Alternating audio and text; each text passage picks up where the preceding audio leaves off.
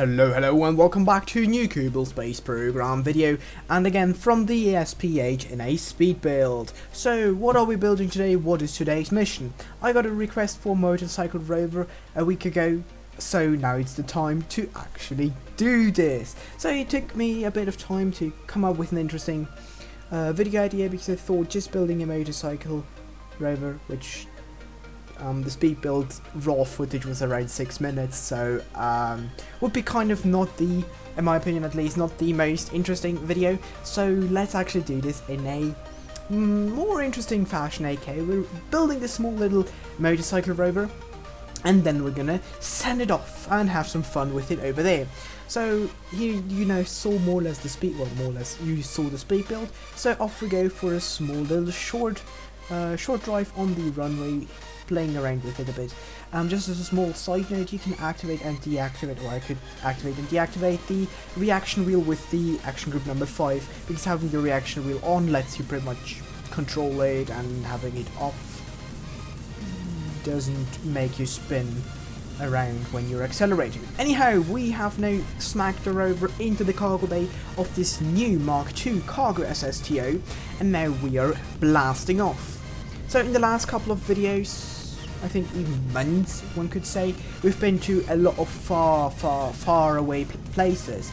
Going to Lathe a couple of times, going to Moho, to Eve, to Duna. Speaking of Duna, today actually is the release day, aka the Friday where the Duna mission came out.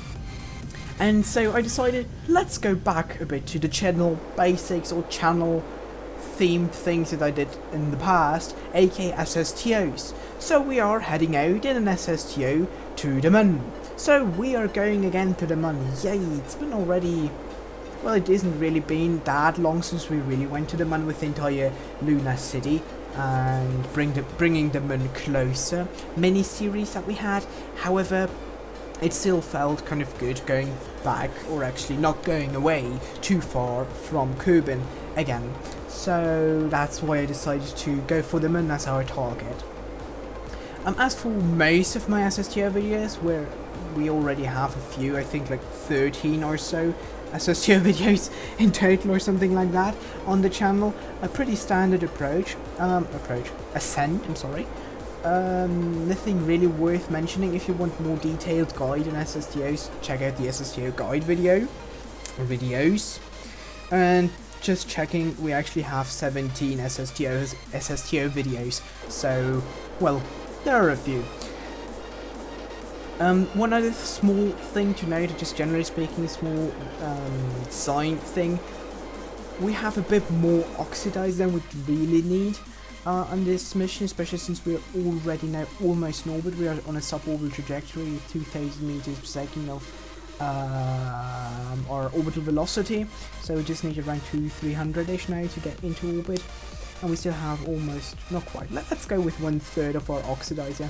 This is in par with a small design, well, I wouldn't say design flaw, me just being a bit too generous with the oxidizer, because this SSTO is actually a, well, it's a new SSTO, that's for sure, but I built it up on a pre-existing Limitless design, where I just removed the entire crew compartment. Well, it was a crew compartment, it was one of those from a dual SSTO mission to Limitless, I think in July or August of 2020, something like that.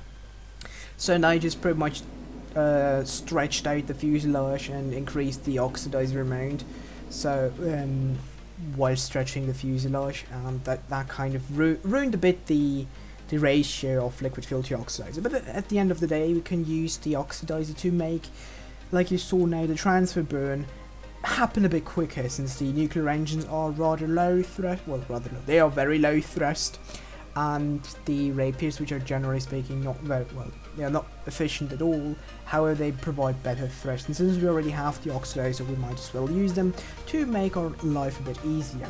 Well, so it's not really an issue, it just cuts a few corners in terms of reducing the overall range and efficiency of the SSTO, whilst increasing its handling and just ease of use. So if I were you and building, well, if I'm going back now to building a new SSTO as a newbie, having some more oxidizer is definitely not a bad thing. It gives you more flexibility, like you just saw in this capture bin, doing a small little puff with the rapiers, which already sets us onto a suborbital Mun trajectory.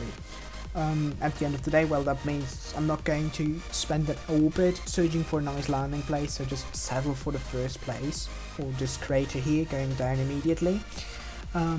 I didn't aim for anything, so this didn't really matter at all. The only more or less thing that I went for is the bright side in order to see things, well, better. The other thing that you can see here, again, using the rapiers quite extensively on the last bit of deceleration. We used like 150-ish meters per second or something like that, or almost all of our remaining oxidizer for this hard deceleration before touchdown, because, well, like I said, the nuclear engines have a rather low thrust to weight rate, well, thus low thrust to weight ratio. Anyhow, with that we have a touchdown.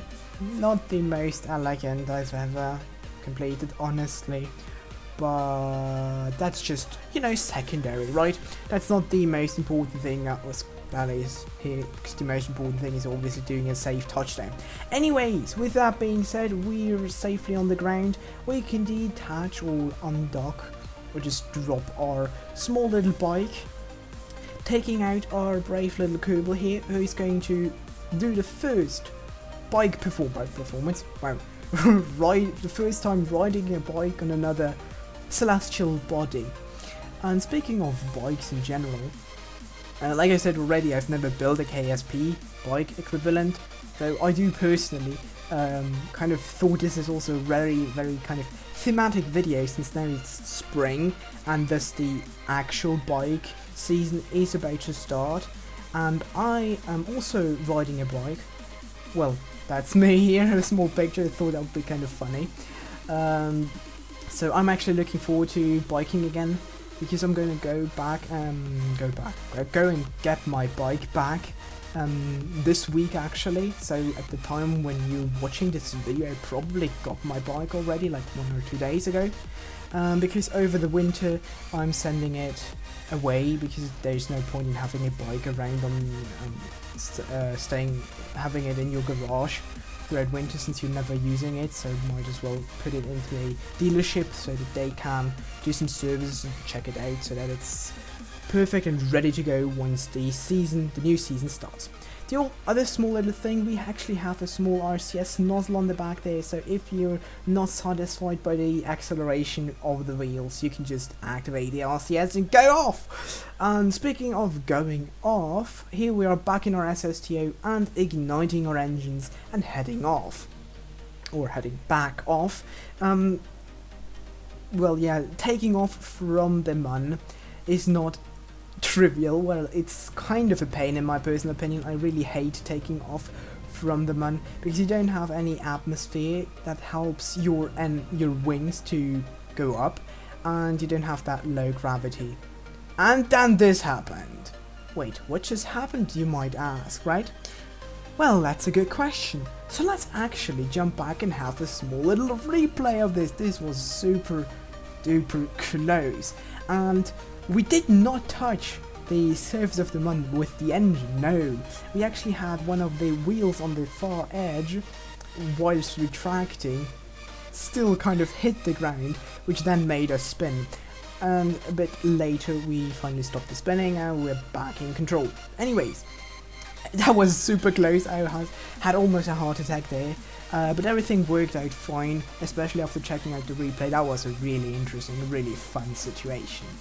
But because of that, I actually, and the rather difficult thing of taking off, the other thing I was actually still saying, the low gravity of min-miss when you're going to min-miss allows you to just pitch up with your RCS or reaction wheel even sometimes.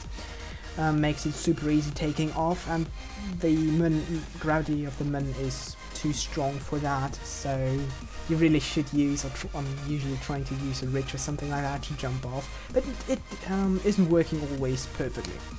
But luckily it worked out fine, even though it was a bit harsh with this small little with this small little hiccup of the wheel, but all in all everything went fine, and we're heading into the atmosphere of Kerbin. Like I always say, I guess 40 kilometers, the perfect aero braking altitude for Kerbin in my personal opinion and experience after God knows how many years I'm playing this game already every now and then.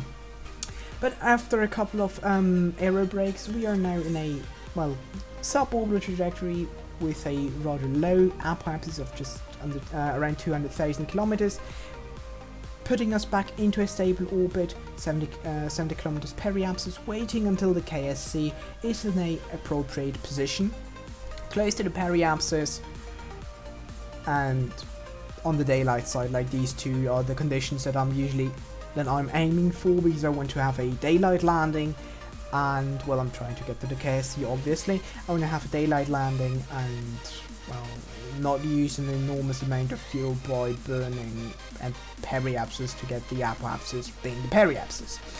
Wow, that was now quite not interesting thing. If you want to know how to land an SSTO or have a bit more explanation on that thing, there is actually a rather good SSTO landing guide, which is also one of the first videos on the channel. It has slightly worse quality in terms of audio quality, but it's a very good video in my opinion, and it's performing quite well. Anyhow, I'm going to admit, actually, right here and right now, this is not the first attempt at landing the SSTO, so that's why you just saw there the Kerbin being a bit bugged. Actually, in the map view there were no clouds, kind of weird. Just happened after like after one reload. Taking like, what was it, like 3 attempts, I think, 4 attempts, something like that. Because, well, the craft has a lot of wing area. It's actually stable, but it's also unstable. Well, how should I explain this? It is stable as long as you are pretty close to the velocity vector. Once you're getting off too far of it, just the enormous amount of drag the wings create, which also helps us actually gliding all the way back to the KSC, since we ended up a bit short, makes you kind of stall immediately because you pitch up really, really hard and lose all your airspeed. Anyways, but in the end at the end everything worked out fine, except we were heading straight for the control tower. So here we are pulling up, and like I said, that small pull up really dropped our speed to just 60 meters per second.